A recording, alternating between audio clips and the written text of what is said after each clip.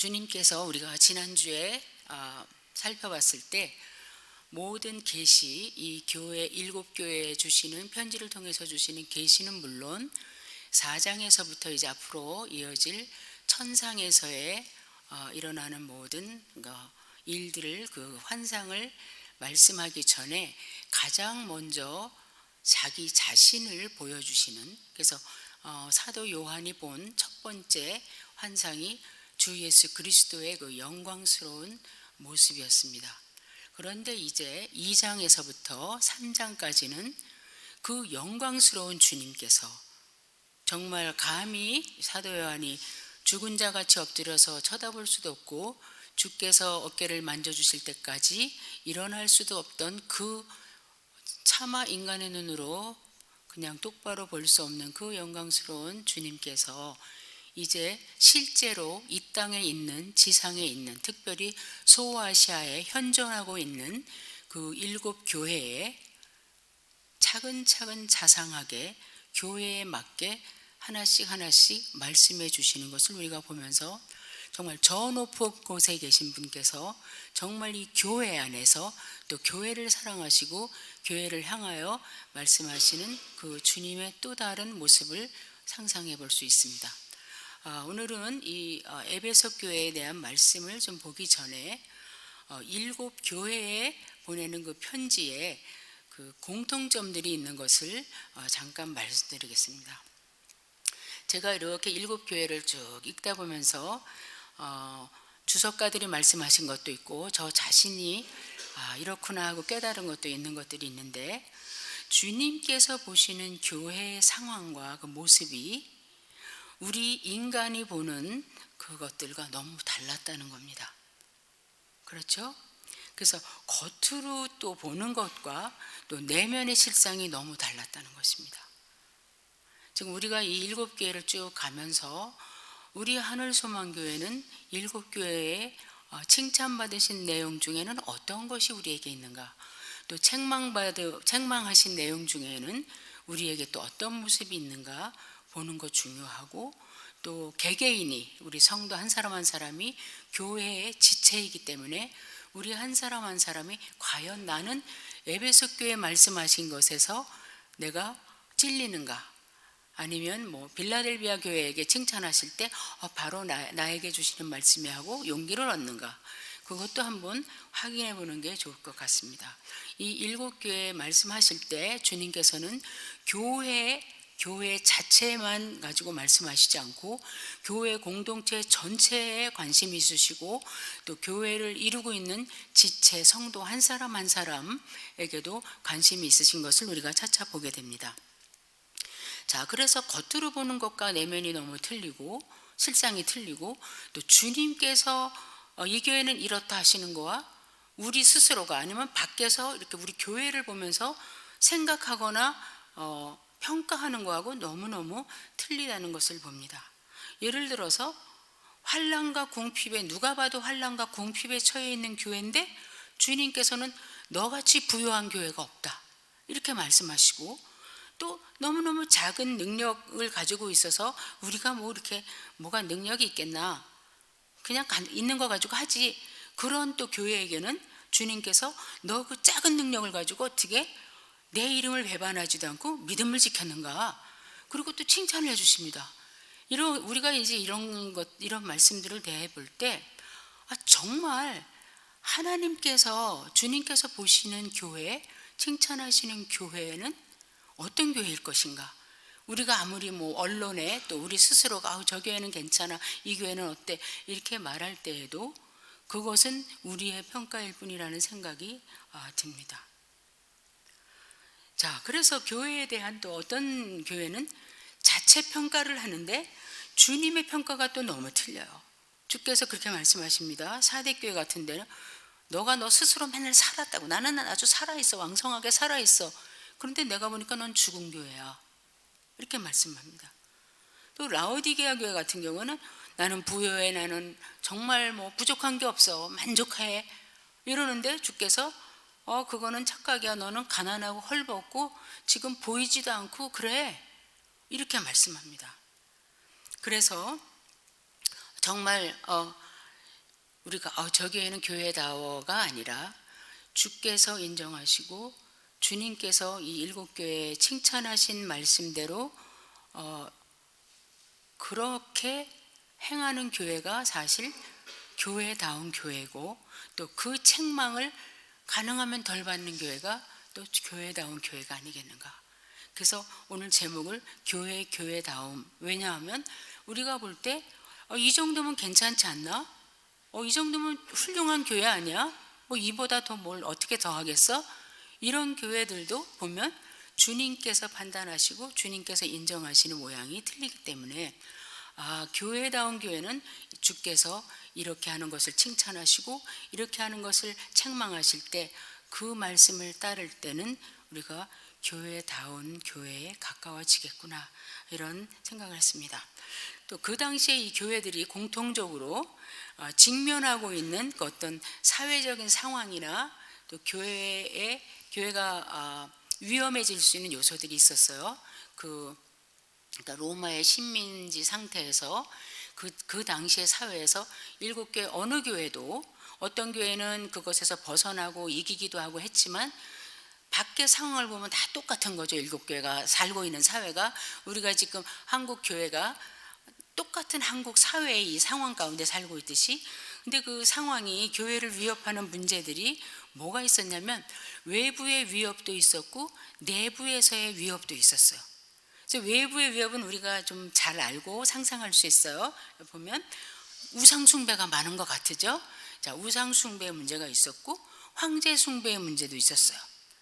지난달에도 말씀드렸지만 처음에는 이미 죽은 황제들을 기념하기 위해서 동상을 만들고 신이라고 하고 거기에 경배하게 하다가 도미티안 때는 이 지금 사도 요한을 반모섬에 보낸 황제 도미티안 때는 자기가 아직 살아있는데도 자기 신상을 만들게 하고 거기다가 주여, 또 로드 앤 뭐라 그래야죠? 나의 주여 나의 하나님이다, 이렇게 말하라고 했을 정도로 황제 숭배가 많았어요. 예를 들어서 또 이 에베소 교회 같은 에베소에는 황제를 숭배하는 신전이 3개나 있을 정도로 어느 교회나 그 위험은 항상 직면하고 있었어요.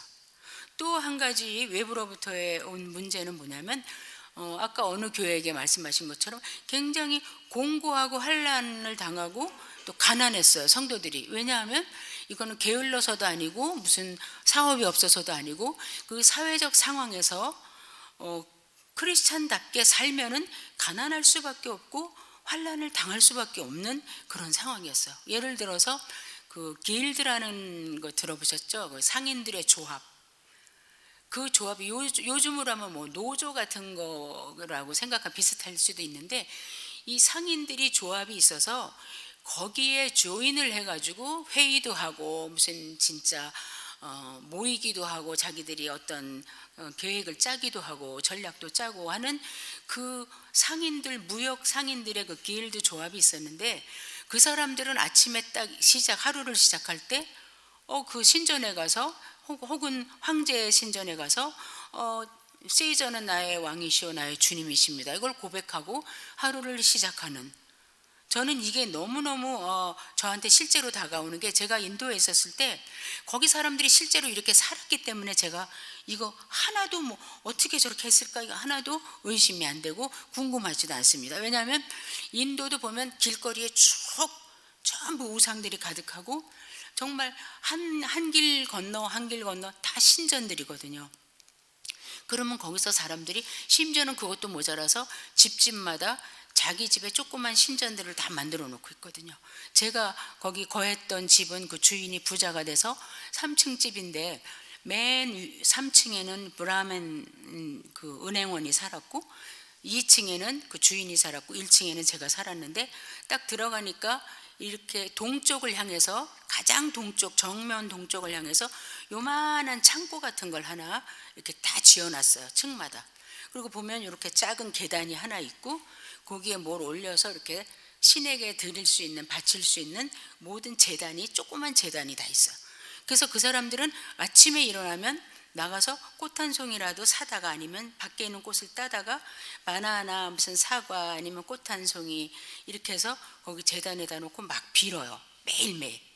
그리고 신전에는 뭐 당연히 가고 축제 어떤 종교적인 축제 때는 이번에 그 인도에 코로나가 갑자기 많이 확진자가 갑자기 많이 늘어났던 것도 그 나라의 굉장히 큰 종교적인 축제의 날에 그 겐지스 강에 가장 성스럽다는 강에 가서 전부 그 더러운 데 가서 마스크 없이 그 안에 들어갔다 나와야 깨끗해지고 거룩해진다고 믿는 사람들이니까 한꺼번에 다 들어갔다가 수십만 명이 그냥 확진이 되고 그러는 거거든요.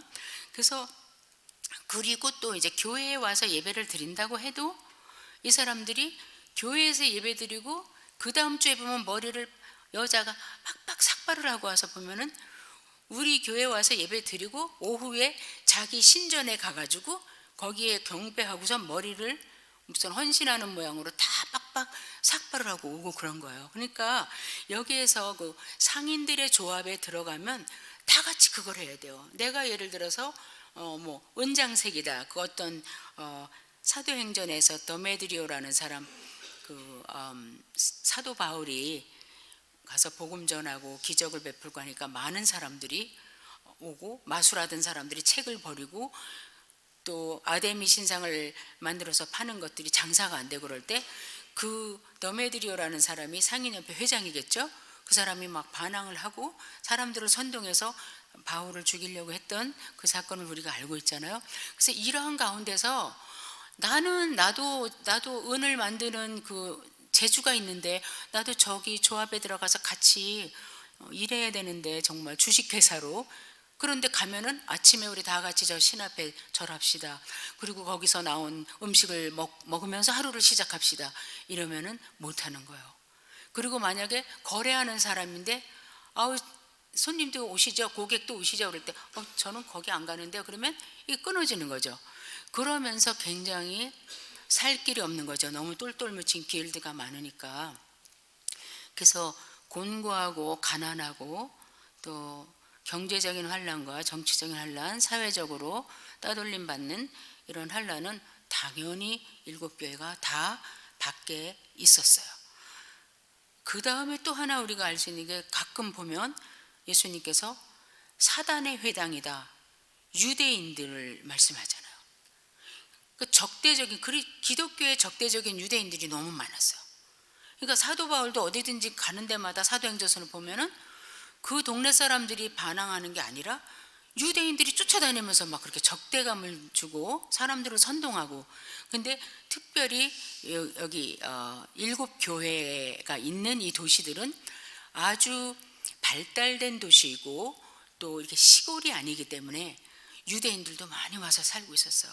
그래서 이러한 것들이 외부로부터 문제였는데 이거는 그냥 내가 하고 참고 죽으면 죽지 하면 되는데 더 위험한 내부로부터의 위험이 있었어요. 일곱 교회 전부 가지고 있었는데 오늘 에베소 교회 같은 교회는 잘 이겼지만 어떤 위험이 있었냐면 이렇게 그 당시에는 1세기 때는 사도라고 그러면서 복음을 전한다면서 막 이렇게 순회 전도를 해요. 그러니까 사도 바울도 사실은 순회 전도 하신 거잖아요, 온 세계를. 근데 순회 전도를 하면서 집집이 다니면서 이렇게 전도를 하면 그 집에서 크리스찬 집에서 받아들이는 거예요. 대접해 주는 거예요. 하스피탈리티를 베푸는 거죠. 그래서 먹여드리고 입혀드리고 또 잠자리도 주고 그러면 이분은 거기서 먹고 또 복음을 전하고. 그래서 예수님께서 제자들에게 너희가 어느 집에 가든지 그 집에 계속 있으면서 떠나지 말고 거기서 복음을 전하라. 그렇게 말씀한 적이 있잖아요. 그래서 그런 사람들이 많이 있을 텐데 진짜도 있고 가짜도 있을 텐데 자칭 자기들이 사도라고 그러면서 돌아다니는 거예요. 근데 어떤 주석가 한 분이 제 생각에 버클리 같은데 그분이 뭐라 하냐면 이분들은 프로페셔널 거지래요. 그러니까 전문적인 거지. 왜냐하면 사도들은 어디 가나 다 먹여주고 재워주고 아주 공개를 잘해주니까 이 사람들이 나도 사도입니다. 저도 주님께로부터 말씀을 받았고 저도 말씀을 전하는 사람입니다. 이러면서 집집이 다니는 거예요. 그런 사람들이 굉장히 많았어요. 그런 사람들이 이게 진짠가 가짠가를 가려내야 하는 어려움도 교회 안에 있었던 거예요. 뭐 요즘은 어떤지 모르는데 한창 신천지가 막 활발할 때 뭐 교회마다 들어와가지고 활발하게 움직이고 구역 예배마다 들어가고 신방 가는 데마다 따라다니고, 그러다가 나중에는 목사님들 트집 잡고 또 사람들 이렇게 선동해서 막 교회를 어지럽게 하고 막 반쪽씩 갈라지게 하고, 신천지들이 그랬잖아요. 그러면 막 그 담임 목사님을 비롯해서 교회 중직들이나 또 성도들은 정신을 반짝 차리고, 이 사람이 진짠가, 신천지인가, 진짜 새신자인가, 이런 것을 항상 긴장감 속에 이게 있었어야 됐었어요, 이런 교회들은. 그 다음에 이제 이단과의 싸움, 여기 가끔 나오잖아요. 니골라당, 발람의 교훈을 가르치는 사람들, 이세벨의 교훈에 따르는 사람들, 앞으로 나오겠죠. 자, 이런 사람들과 이 사람들이 계속 교인들을 미혹시키고 교회가 온전하게 서지 못하게 자꾸 흔들고 할 때 이 사람들과의 또 싸움이 있었어요. 이단과의 싸움이요. 자, 이단과의 싸움을 하면서 아까 말씀드린 대로 이제 그 황제 숭배나 우상 숭배나 또 그런 사회적인 것들이 있으니까, 또 이게 이단들이 특별히 니골라당이나 이런 사람들은 사회에서 하는 일에 좀 협조해, 같이 해. 그게 뭐 이렇게 신앙을 버리는 게 아니잖아. 우리 옛날에 신사참배 같이 그냥 해, 괜찮아, 이러면서 하니까 교회 안에 혼합주의가 들어오고 세상과 타협하는. 그래서 어떤 주석가는 뭐냐면 이 니골라당은 밖에 있는 안 믿는 사람보다 더 위험했다. 왜냐하면 밖에서 뭘 위협하는 게 아니라 안에 들어와가지고 성도라고 하면서 여기에 속해 있으면서 교회를 흔드니까요. 그리고 니골라당은 어떤 이단보다도 훨씬 위험했다. 왜냐하면 아예 그리스도를 떠나라는 것보다도 자꾸 세상과 타협해서 교회가 세상에 빛을 비추고 교회가 세상을 변화시켜야 되는 게 우리잖아요. 근데 니골라당을 따르다 보면 세상이 교회를 변화시키는 거예요. 세상적으로. 엄청 위험한 거죠. 나중에는 이렇게 이대로 가다 보면 껍질만 남게 되는 거죠. 이런 위험을 일곱 교회, 또 이 일곱 교회뿐 아니라 또 여기에 기록되지 않은 다른 교회들도 이 위험에 항상 매일매일 직면하는 위험이었어요. 밖에 나가면, 딱 나가면, 저 같은 경우는 우리 주인이요, 그 불꽃 축제가 있어요. 불의 신에게 그 바치는 날인데 15일인가 동안 지켜요. 근데 막 방에 가만히 있는 저를 막 문을 두드려 갖고 나오라고, 여기 같이 하자고, 막 이거 똑같잖아요, 니골라당하고.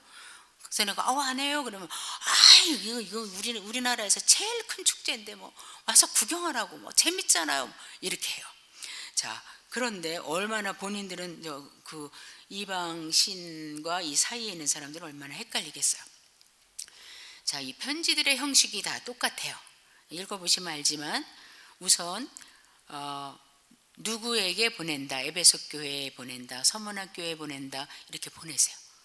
그런데 여기서 이 말씀은 꼭 에베소 교회만 받아야 되는 거구나, 서문학 교회하고는 상관없는 거구나, 그건 아니에요.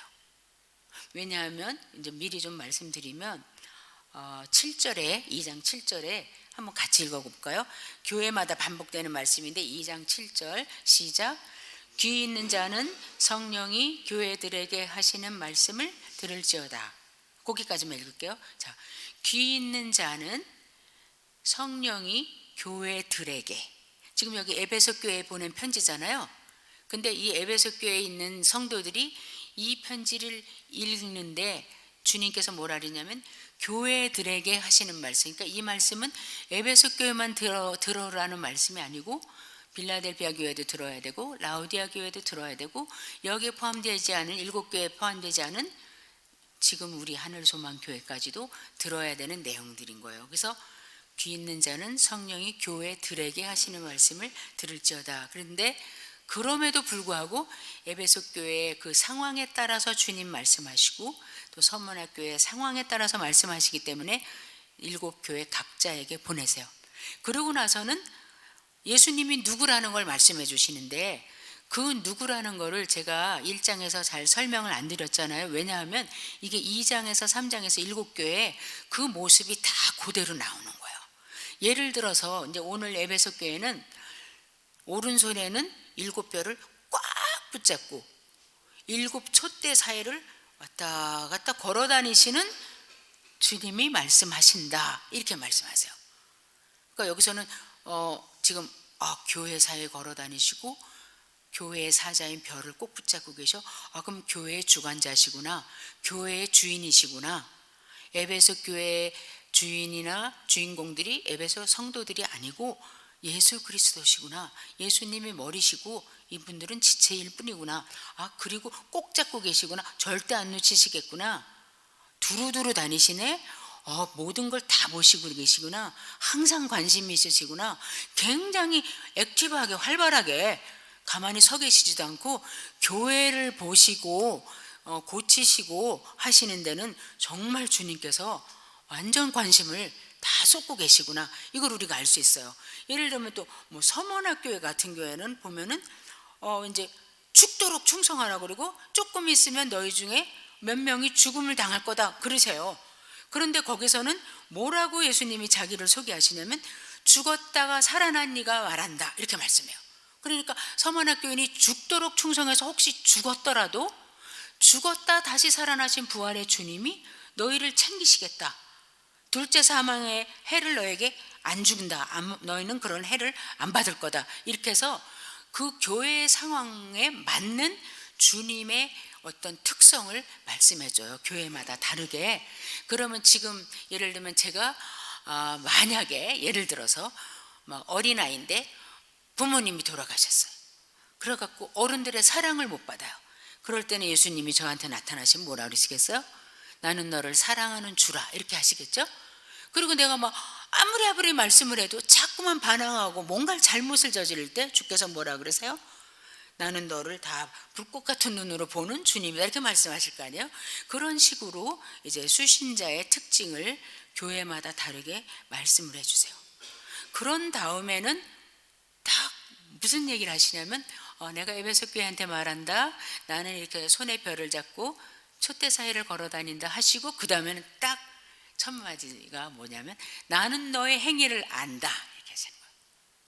나는 아노니. 우리 말은 항상 동사가 뒤에 오기 때문에 이 강조가 안 되는데 영어로만 I know 바바바바 이렇게 나오는 거죠. 나는 알아.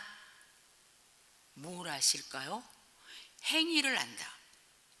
모든 행위죠.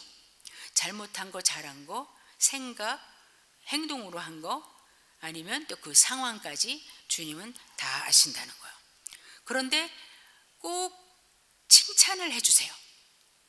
칭찬을 해주시고 그 다음에 근데 그러나 그리고 또 책망을 해주세요. 우리는 너 왜 이렇게 했니? 다른 거는 잘하면서 이건 뭐예요? 책망부터 하고 칭찬하잖아요. 그런데 예수님은 꼭 칭찬을 하시고, 에베소 교회도 보면 그 다음에 책망을 하시고 그렇게 하세요. 그래서 칭찬과 책망을 다 받은 교회가 3교회예요. 그 다음에 칭찬만 받은 교회가 2교회, 책망만 받은 교회가 2교회예요. 그런데 이 책망만 받은 교 중에 가장 책망을 많이 받은 교회가 사실은 라오디게아 교회인데, 라오디게아 교회에 저 개인한테는 정말 가장 은혜로운 말씀을 주시는 거예요. 그 말씀 많이 들으셨죠? 전도하실 때 많이 쓰지만 그건 전도용이 아니에요. 3장 20절 한번 읽어볼까요? 오늘 라오디게아 교회를 다루는 건 아니지만 지금 예를 들어서 3장 20절 다 같이 시작. 볼지어다 내가 문 밖에 서서 두드리노니 누구든지 내 음성을 듣고 문을 열면 내가 그에게로 들어가 그로 더불어 먹고 그는 나로 더불어 먹으리라. 이게 가장 책망을 많이 받은 라오디게아 교회에게 주시는 말씀이에요.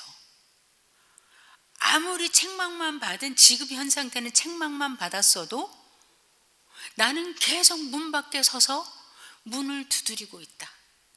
이게 지금 불신자들 문을 두드리는 거 아니에요? 사형리에 보면 맨 마지막에 이 말씀을 주면서 주님을 영접하라 그러는데 사실은 그게 컨텍스트가 아닙니다. 여기 보면 교회인데 책망받을 일만 가득한 교회에 회개할 기회를 주시는 말씀으로 너가 문만 열면 나는 얼른 들어가서 문만 열어주면, 너 마음 문만 열어주면 내가 얼른 너한테 들어가서 너랑 같이 먹고 자고 같이 살고 동행하고 친밀하게 지낼 건데, 이런 말씀이에요. 그래서 여기에서 이런 걸 볼 때 일곱 교회에 주시는 책망이나 칭찬이나 모든 해결책을 주실 때 하나님께서, 주님께서는 하나님의 교회가 교회다운 교회가 되기를 원하시고 그렇게 될 수 있는 방법을 주세요.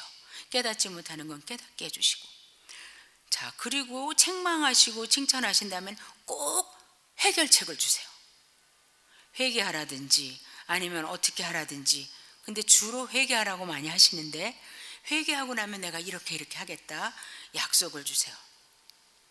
약속을 보면 되게 그 당시에 일어날 수 있는 약속도 있겠지만 대부분이 마지막에 일어나 종말에 일어날 약속을 주세요. 어차피 우리는 그 마지막 날을 향해서 걸어가는 사람들이에요. 크리스찬들은. 지금 당장 어떤 교회에는 그렇게 고난을 당하는데 칭찬을 하신 후에 또 고난을 당할 거라고 말씀하시는 거예요. 그러면 우리 같으면, 저 같으면, 아이고 주님 차라리 찾아오셔서 말씀하시지 마시지, 지금 이렇게 고난 받는데 또 다음에 급히 또 금방 고난이 올 거라고 또 말씀하실 수 있어요? 그런데 거기에 그 교회에도 약속을 주세요. 그렇기 때문에 여기에 일곱 교회 주시는 약속은 장차 성도들에게, 꼭 그 교회만 아니라 하나님의 교회에 주실, 또 성취해 주실 약속을 말씀하는 거예요. 자, 예를 들어서 말씀해 드리면 보세요.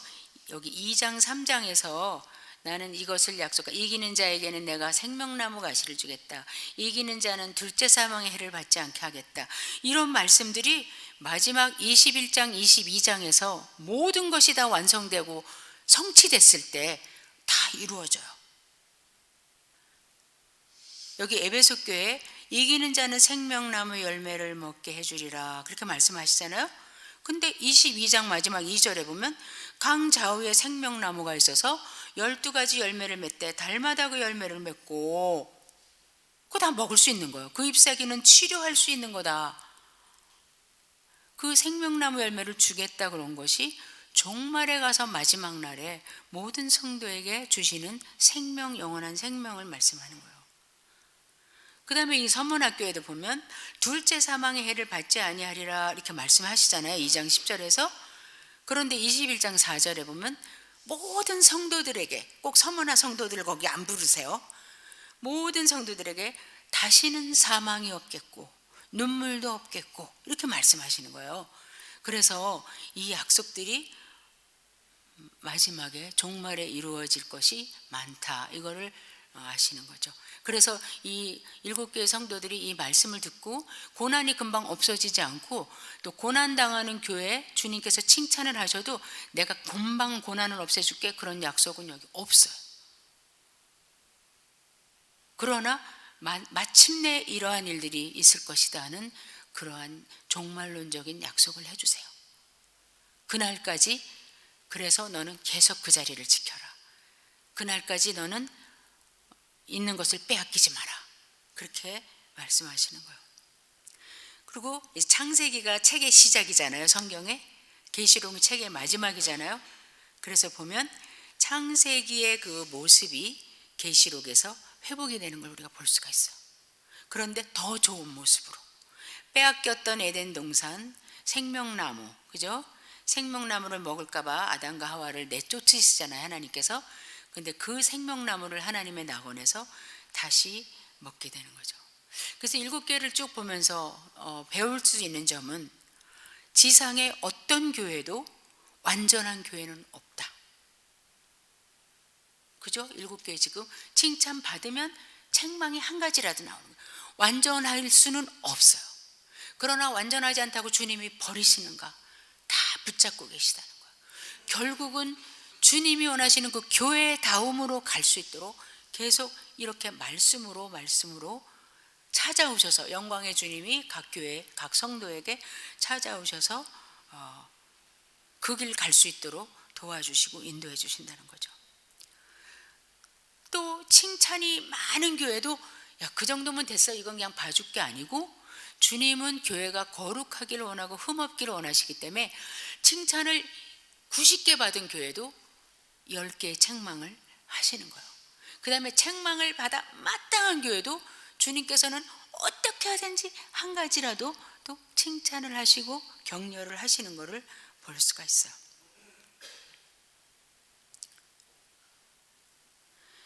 오늘 에베소 교회에서 자기를 계시하신 그 특성처럼 촛대 사이를 거니시고 별을, 그 사자죠, 교회 사자를 손에 꼭 붙잡고 계신 주님의 관심, 교회를 교회답게 만드시고 조금 망가진 모습으로 있을 때, 곁나갔을 때 다시 고쳐주시는 것이 주님의 관심이고 소원이세요.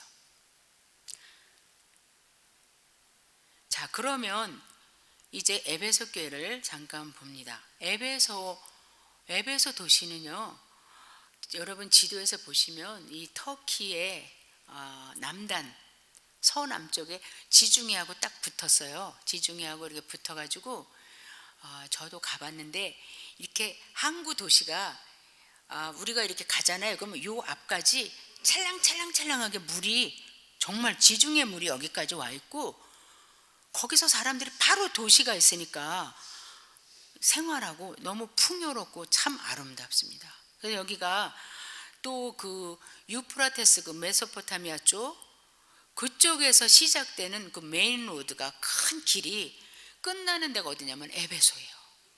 그러니까 그 옛날에 1세기에 AD 90년 이때에 유프라테스 강 저 끝서부터, 옛날 바벨론, 지금 저 뭐 이라크 이쪽에서부터 에베소까지 고속도로가 나 있다고 생각을 해보세요. 얼마나, 그리고 항구 도시니까 이쪽에서는 항구에서 무역이 활발하고, 이 길로는 각 나라의 모든 물건이 오는, 그래서 상업도시고, 그래서 상업조합이 엄청나게 발달된 도시였던 거예요. 그래서 항구도시로 유명하고, 여기는 종교도시로 유명한데, 아까 황제 숭배 그건 말씀드렸고, 여기는 뭘로 유명해요? 아데미 신전으로 유명한 거예요. 사도행전 19장에 크도다 아데미요, 에베소 사람의 아데미요, 그리고 뭐라 그래요? 온 아시아와 천하가 위하는 그 위엄을 이 사도 바울이 망쳤도다, 뭐 이러잖아요. 이 아데미 신전과 신상은 세계 7대 불가사의 중에 하나예요. 우리가 파르테논 신전이 크다 그러잖아요. 아데미 신전은 파르테논 신전의 4배예요. 기둥이 127개예요. 제가 가봤는데 지금도 보면 기둥 1개밖에 안 남았어요. 그것도 높은 거 아니고 반 잘라진 거, 지진 나고 그래갖고. 근데 엄청나게 커요. 그 1개를 놔두고 지금 관광객을 받고 있어요. 터키에서, 에베소에서. 그렇게 커요. 거기가 아데미 신전과 여신상이 있어. 그래서 그 여신은 막 풍요의 신이라 그래서 에베소에서는 자기네 국가 신으로 섬겼지만, 보세요, 그리스에서는 이 아데미를 아르데메스라고 해서 섬겼어요. 로마에서는 디아나라고 해서 섬겼어요. 또 다른 데서는 이리스라고 해서 섬겼어요. 그러니까 여기가 아예 종교의 도시예요. 자, 이런 데서 교회가, 에베소 교회가 어떻게 살아날 수 있었겠는가? 그리고 어떻게 이렇게, 지금 보면 너가 가짜 사도들을 색출해가지고 시험해가지고 가짜를 다 밝혀냈다. 그다음에 거짓 교사들을 다 밝혀냈다. 니골라당도 너희 교회에서는 꼼짝 못했다. 이렇게 칭찬을 해주시잖아요. 자, 이 에베소 교회는 도대체 누가 세웠어요? 7교회 중에 확실하게 우리가 아는 교회는 에베소 교회밖에 없어요. 에베소 교회는 바울이 2차 전도 여행 하고서 돌아오다가 잠깐 들렀어요. 잠깐 들르고 주께서 원하시면 다시 오겠노라 하고 브리스길라와 아글라를 거다 남겨놓고 돌아왔어요. 그래서 아볼로가 잠시 가서 또 좀 가르치다가 3차 여행 때 바울이 딱 거기 자리 잡는 거예요. 왜? 아까 말씀드렸잖아요. 항구 도시에 길은 좋아, 온 세계 사람이 다 와, 굉장히 문명의 도시야. 여기는 복음만 전해서 잘 가르치면 이 에베소 교회가 선교의 기지가 되겠구나. 그래서 바울 사도가 딴 데서는 뭐 3개월, 2개월, 어떤 데는 일주일 이렇게 있다가 다 떠나고 고린도에서만 1년 반을 계시는데 여기서는 3년 동안 두란노 서원이 바로 이 에베소잖아요. 두란노 서원에서 제자 훈련을 날마다 했다는 거예요. 우리처럼 일주일에 한두 번이 아니라 날마다 두란노 서원에서 강론을 하면서 제자 훈련을 해서 이 사람들이 완전히 하나님의 말씀에 굉장히 돈독하게 든든하게 선 교회예요. 에베소 교회가. 그래서 다른 데는 이렇게 복음 전하고 장로들을 세우고 또 다른 데로 떠나, 나는 저기도 가야 돼 이렇게 다 가시잖아요. 근데 여기서는 교회 개척만 하는데 2년이 더 걸린 거예요. 아주 공을 들인 거죠. 근데 이 에베소 교회가 정말로 이 아시아에서 마치 어머니 교회 같은 역할을 했어요. 그리고 후에 디모데 전서 1장 3절에 보면 디모데가 또 에베소 교회를 잠깐 사역을 해요.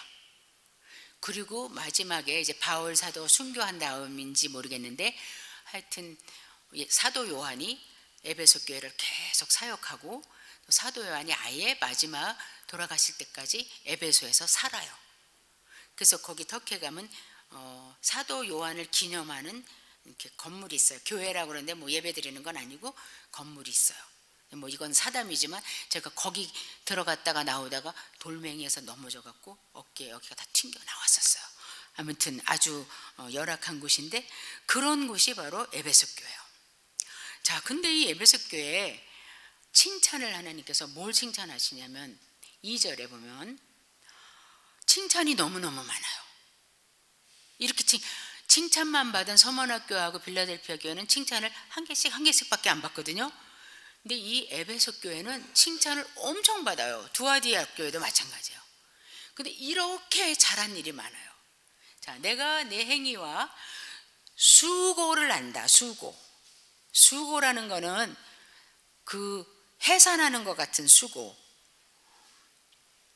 아주 지쳐서 내가 인간의 힘으로는 더 이상 못해, 힘이 빠졌어, 이럴 때까지 애쓰는 게 이게 이 수고예요. 그러니까 에베소 교인들이, 성도들이 이렇게 했다는 거예요. 그리고 인내를 했는데 그냥 참아야지, 우리가 약하니까 나는 저기 대항을 못해, 그게 아니라 그리스도를 따르는 사람이라면 마땅히 이런 것은 인내해야 되는 거 아니야? 이러면서 용감하게 적극적으로 견디고 참고, 마치 북한의 토굴에 계시는 성도님들 같으겠죠? 그렇게 했다는 거예요. 그거를 예수님이 나는 안다.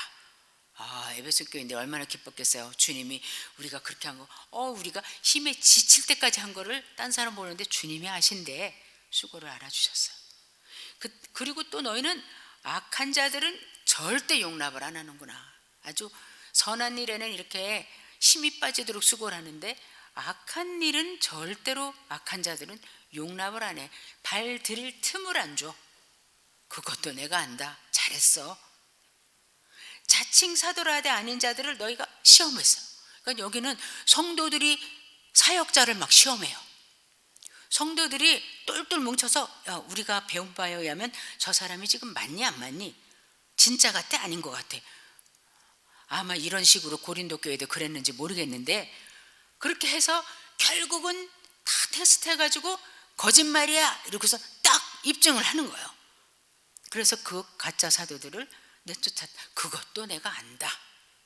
너무 훌륭하죠. 그 다음에 내가 참고 내 이름을 위해서 늘 견디고 게으르지를 않아. 여기서 게으르다는 거는 이렇게 뭐 우리 이렇게 그냥 게으른 게 아니라 지칠 줄을 몰라. 낭망을 안 해. 하다가 멈추지를 않아. 내 이름을 위한 거라면 그리스도를 위한 거야.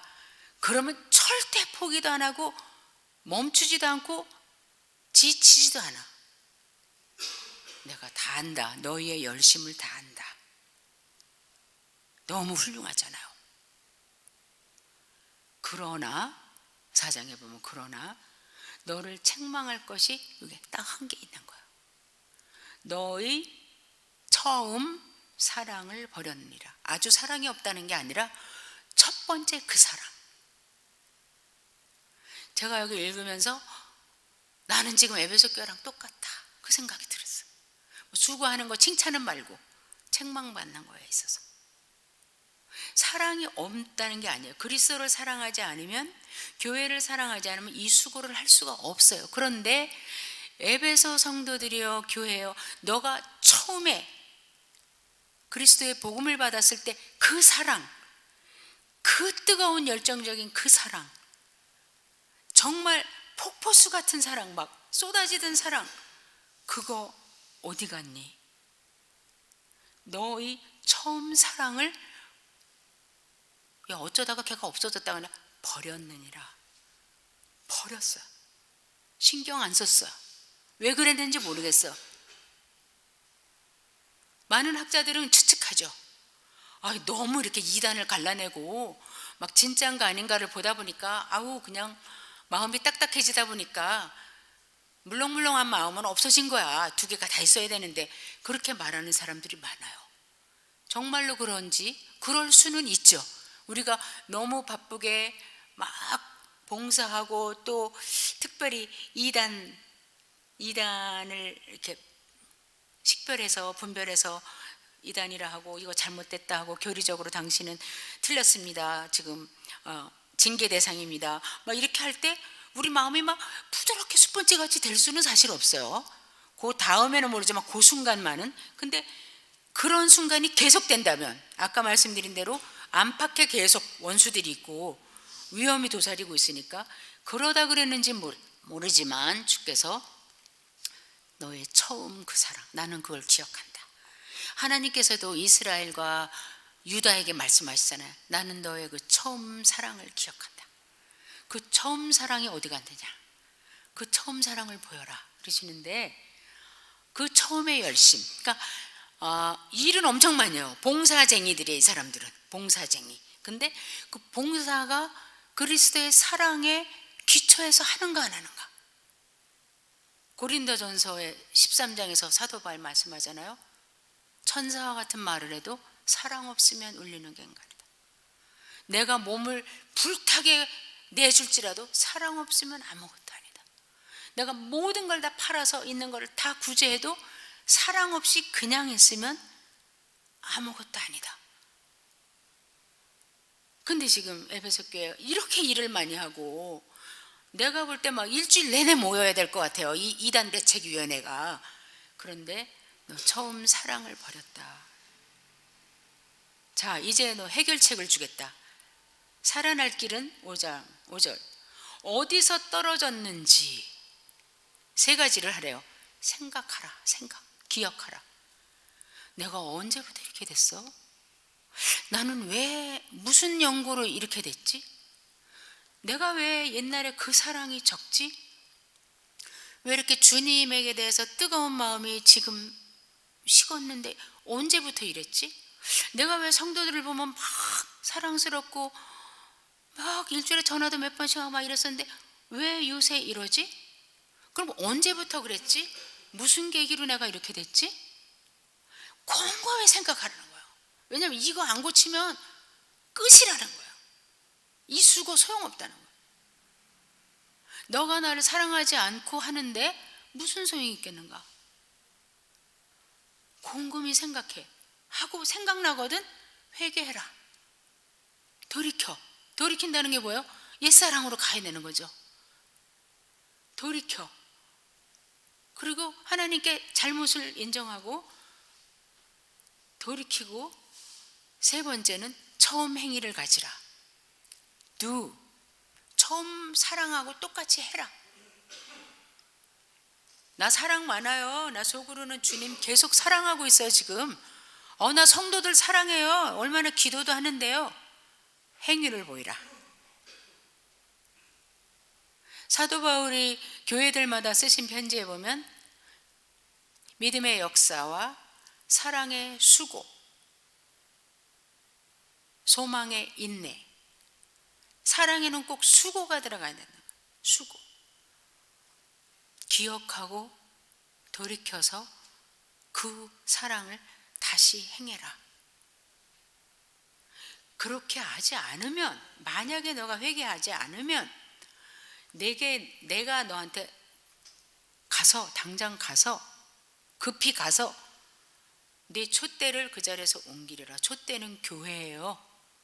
근데 에베소 교회에서 교회라는 걸 빼버린대요. 그러면 뭐예요? 껍질이잖아요. 다른 사람들이 볼 때는 훌륭한 교회야, 이단들을 막 가려내고 가짜 사도 딴 데선 다 속는데 저긴 안 속아, 아주 뭐 교리적으로 든든히 선 교회야. 근데 주님 뭐라 그러죠? 촛대를 빼버린다. 그럼 교회가 아니잖아요. 진리, 사랑, 은혜, 진리, 교리, 말씀, 사랑의 행동, 주를 사랑함으로 말씀도, 내가 주를 사랑하니 주의 말씀을 듣겠나이다. 내가 주를 사랑하니 주님께 기도하겠나이다. 내가 주를 사랑하니 주께서 말씀하신 대로 이웃을 사랑하겠나이다. 자, 이 에베소 교회가 지금 사도 바울이 개척한 지 거의 5, 60년 됐어요. 왜냐하면 30년에서 40년 사이에 개척하셨는데 지금 이 사도 요한이 95년, 96년에 지금 반모섬에 가신 거예요. 그러면 우리 교회로 말하면은 교회 개척 60주년 된 거예요. 그러니까 처음에 그것들이 다 식어진 거죠. 자, 한 두 군데 정도 한번 읽어보고 보겠습니다. 사도행전, 에베소부터 읽을게요. 에베소 1장 15절, 16절 제가 읽어드릴게요. 자, 사도 바울이 에베소 교회에 보낸 편지예요. 에베소서는 훨씬 전에, 요한계시록보다 훨씬 전에, 그죠? 거기에 뭐라 그랬냐면, 이제 초창기에 에베소 교인들이 이랬어요. 기도하고 있어요. 이를 인하여 주 예수 안에서 너희 믿음과 모든 성도를 향한 사랑을 나도 듣고 너희를 인하여 감사하기를 마지 않고 내가 기도할 때마다 너희를 위해서 기도한다. 뭘 듣고? 예수 그리스도의 믿음이 얼마나 너희들에게 귀한지, 그 믿음을 계속 지키는 것 같아요 지금. 그 다음에 모든 성도를 향한 그 풍성한 사랑을 내가 들어서 어떻게 감사한지 하나님 앞에 기도할 때마다 기도한다. 근데 그 처음 사랑이 없어진 게 아니라 버렸느니라, 그런 거예요. 그러니까 사랑 없이도 교회 일 열심히 할 수 있고, 사랑 없이도 얼마든지 이 에베소 교회에서 한 일을 다 할 수 있어요. 그 다음에 하나 더 이제 읽어보시겠어요? 그래서 이렇게 좀 매치가 돼야 되니까 사도행전 19장 29절 30절에 보면 사도 바울이 이제 예루살렘으로 가면 자기가 잡힐 것이라는 걸 알면서도 에베소 교회 장로들을 만납니다. 3년이나 공들인 교회니까 지금 체포되러 가는 마당에 이 사람들은 내가 꼭 만나야 돼. 왜냐하면 에베소 교회를 선교의 기지로 삼아야 되기 때문에. 자, 그래서 에베소까지 갈 시간이 없어서 밀레도라는 섬에서 장로를 다 불러요. 그래서 거기서 이 말 저 말씀 다 하시는데 특별히 29절 30절에 이렇게 말씀하세요. 내가 떠난 후에, 에베소 교회예요, 내가 떠나고 나서 흉악한 이리가 너희에게 들어올 거다. 거짓 교사들이죠. 거짓 교사들이 너희한테 들어와서 양떼를 아끼지 않고 막 양떼를 해칠 거라는 거예요. 그런데 놀라운 것은 또한 너희들 중에도, 너희 지도자들 중에도 제자들을 끌어들여서 자기를 좇게 하고 따르게 하고 어그러진 말을 하는 사람들이 너희 중에도 일어날 것이다. 이렇게 사도 바울이 경고를 하신 거죠. 그런데 그러니까 조심하라 그거죠. 깨어있으라. 근데 이 에베소 성도들이 이 말씀을, 사도 바울의 말씀을 굉장히 잘 지키셨어요. 그러나 그러면서 그런 와중에 그 넘치는 사랑은 잃어버렸었어요. 그래서 우리 자신 개인을 살펴보면서 나는 말씀 안에서 많이 자라났고 10년 전보다 5년 전보다 1년 전보다 말씀을 많이 알고 깨달았는데, 그래서 이제는 분별력도 생겼는데, 나의 처음에 주님을 사랑하던 그 사랑은 지금 진보됐는가 아니면 그나마 퇴보됐는가, 사랑이 떨어진지도 모르고 있었는가. 그러면 주님께서 너 조금 사랑 없어도 이거 잘하니까 봐줄게 그러지 않으시고, 99개를 칭찬하셔도 1개를 책망하시면서 촛대를 옮기겠다고 하시는 주의 말씀을 들을 때 주께서 교회가 얼마나 정결하게, 그리고 주의 사랑을 잃지 않고 또 말씀 위에 서는 것을 흔들리지 않기를 원하시는가. 촛대는 왜 교회를 촛대라고 하는가? 빛이잖아요. 세상을 비치는 빛이 이 교회밖에 없잖아요. 사실은 개개인이 비치는 빛도 굉장히 중요하죠, 지체들로. 그러나 세상은 한 사람 한 사람이 크리스찬인가 아닌가를 입증하기 힘들죠. 세상은 교회를 보잖아요. 교회가 과연 빛을 비치는가. 근데 세상이 교회를 알고 그리스도를 알 수 있는 방법은 교리 위에 굳게 선 교회를 통해서 보다 사실은 사랑을 통해서, 세상은 왜냐하면 보고 듣기 때문에 보이는 그 사랑의 모습으로 세상이 주님 앞에 돌아올 수 있어요. 그런데 지금 에베소 교회는 한 가지 일에 집중하다 보니까 더 중요할 수도 있는 이 사랑이 지금도 있지만 그것 가지고는 안 된다. 주께서 그렇게 말씀하세요. 그러면서 이제 이기는 자에게는 생명나무의 열매를 먹도록 하겠다.